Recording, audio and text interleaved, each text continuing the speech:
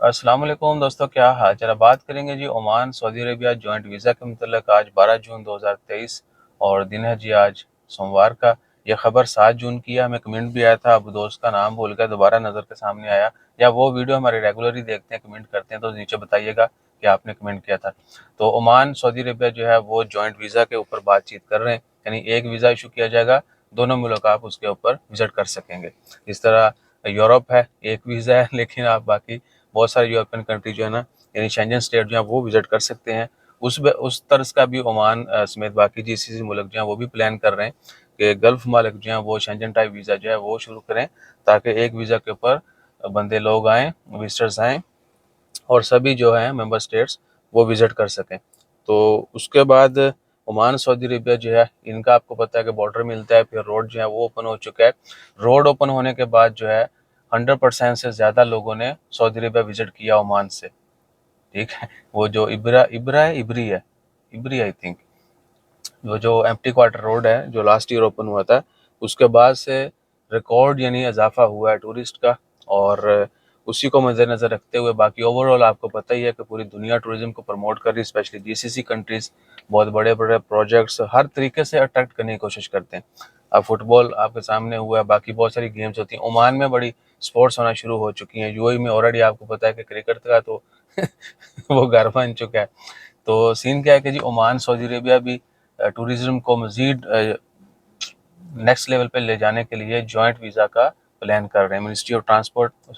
Ministry of tourism जो है उनकी, ओमान और सऊदी अरेबिया, उनकी मीटिंग हुई थी 7 जून को, और उसमें उन्होंने यही तजवीज़ दी है कि एक वीज़ा होगा दोनों मुल्कों का, और टूरिस्ट को जो है ज़्यादा से ज़्यादा अट्रैक्ट किया जाएगा और बाकी मामलात भी आसान बनाए जाएंगे। हो सकता है फ्यूचर में जल्द जो है वो पब्लिक ट्रांसपोर्ट जो है उसको मज़ीद इनहेंस किया जाए, या फिर जो बजट एयरलाइंस हैं उनकी सऊदी अरेबिया ओमान के दरमियान जो फ़्लाइट ऑपरेशन है उसमें इजाफा हो और टिकट जो हैं वो कम हो, ताकि लोग जो आएंगे, अब वीज़ा लेना तो आसान हो जाएगा बेशक, वो भी अगर दूसरी तरफ सोचा जाए तो बहुत सारे लोगों के लिए वीज़ा लेना बड़ा चैलेंज होता है।